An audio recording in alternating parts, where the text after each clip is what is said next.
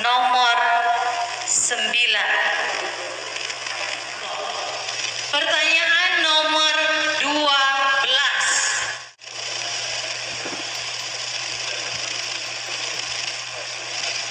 Bisa ditunjukkan kepada hadirin dan pemirsa, juga ditunjukkan kepada moderator. Nomornya tidak usah dibuka, tetapi ditunjukkan karena pertanyaannya ada di amplop.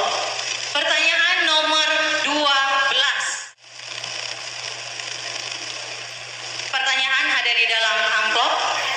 Akan saya buka dan saya bacakan.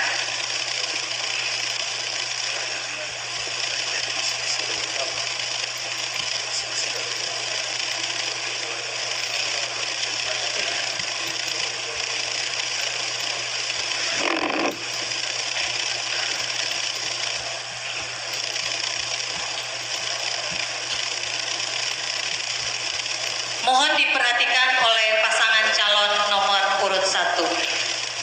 Berkenaan realitas penegakan hukum di Kabupaten Malaka dan penataan pengawasan penegakan hukum, maka dalam era reformasi ini, penegakan hukum harus berperspektif demokrasi, sehingga bercirikan pemerintahan atau pemerintahan daerah yang terbuka, bertanggung jawab, dan responsif.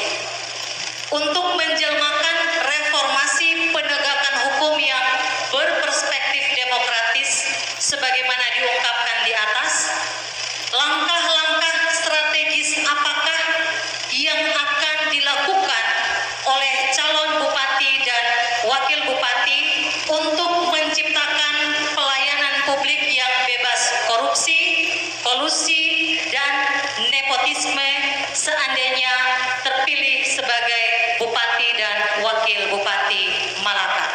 Silakan dijawab, waktu 2 menit dari sekarang. Baik, terima kasih Ibu Moderator. Langkah-langkah strategis yang digunakan, pertama kita melihat penegakan hukum secara umum. Langkah yang harus diperhatikan itu ada 2 langkah. Yang pertama kita sebut dengan kebijakan perdata, kebijakan pidana, atau secara umum kita nyatakan dengan kebijakan hukum secara publik. Kemudian langkah yang berikut itu adalah kita bisa masuk kepada praktek penegakan hukum. Apakah itu oleh masyarakat pada umumnya maupun pada masyarakat pada khususnya. Sehingga kalau memang kita lihat bagaimana supaya kemudian pemerintahan ini bersih, berwibawa, dan bebas dari KKN. Ada strategi yang sangat dibutuhkan untuk membangun birokrasi yang bebas dari KKN itu. Yang pertama, strategi yang harus dibangun adalah kita perlu membuka diri untuk mengadakan audit secara internal. Kita bisa melihat bagaimana audit kinerja daripada birokrasi itu sendiri, bagaimana kegiatan-kegiatan yang dilakukan oleh aparat itu sendiri, sehingga dan bagaimana dengan penggunaan anggaran. Lalu kita bisa menemukan solusi-solusi di sana, sehingga target untuk bisa menekan korupsi itu bisa kita minimalisasi, karena memang hidup di dunia tidak ada yang sempurna. Tentu di dalam diri manusia ada baik dan jahat selalu berkenaan, namun ada hal-hal strategis yang digunakan, antara lain perlu ada tindakan preventif represif. Represif sangat dibutuhkan ketika preventif tidak berhasil. Namun ketika preventif itu berhasil, alangkah baiknya dilakukan hal-hal yang di luar hukum sehingga orang bisa bekerja dengan nyaman, aman, dan tentram di dalam menjalankan tugas tupoksi setiap hari.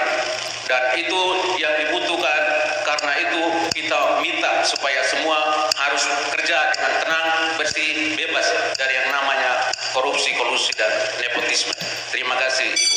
Nomor urut 1, silahkan.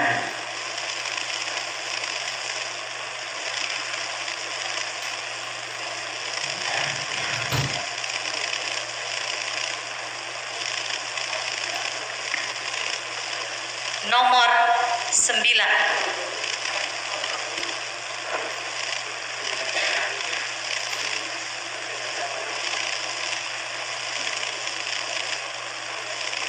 Mohon disimak. Bagaimana menciptakan generasi unggul Kabupaten Malaka dalam menyongsong era revolusi industri 4.0. Waktu menjawab dimulai dari sekarang. Terima kasih Ibu Moderator. Keunggulan sumber daya manusia Kabupaten Malaka memang menjadi prioritas program kerja 01. Mengapa demikian? Karena dalam persaingan era global sekarang, pendidikan ini memang sangat memainkan peranan penting. Kita lihat pada tataran pendidikan tidak hanya dilihat dari pendidikan secara akademik, tapi juga bisa dilihat juga dari sisi profesi dan vokasi. Karena itu pendidikan formal tidak cukup untuk bisa bersaing di pasar bebas atau pasar global. Sehingga selain pendidikan akademik, kita juga perlu ada pendidikan non-akademik berupa latihan-latihan keterampilan. Juga untuk bisa bersaing di pasar global, pasar bebas, harus juga melengkapi diri siswa-siswa kita atau birokrat-birokrat kita dengan penguasaan informasi dan teknologi atau IT. Mengapa demikian? Karena sekarang kita kerja sudah tergantung kepada IT. Karena itu informasi dan teknologi harus kita perhatikan dan juga harus ditambah juga dengan penguasaan bahasa, karena persaingan global juga membutuhkan persaingan yang berkualitas. Dan untuk menjadi unggul, supaya Malaka menjadi terkenal, supaya Malaka menjadi memiliki brand di dunia internasional, maka perlu dilengkapi siswa-siswa kita atau tenaga-tenaga kita dengan keterampilan-keterampilan dan keahlian-keahlian yang khusus selain pendidikan formal. Mengapa demikian? Karena kita bersaing hanyalah orang-orang yang unggul, hanya orang-orang yang berkualitas yang bisa bersaing di pasar bebas atau bisa bersaing di kabupaten kita sendiri atau di kabupaten lain maupun di tingkat provinsi, tingkat nasional, atau sebaliknya kami tegaskan juga bisa bersaing di pasar global. Karena itu kualitas pendidikan memang harus diperhatikan dengan baik. Sekian, terima kasih Ibu Moderator.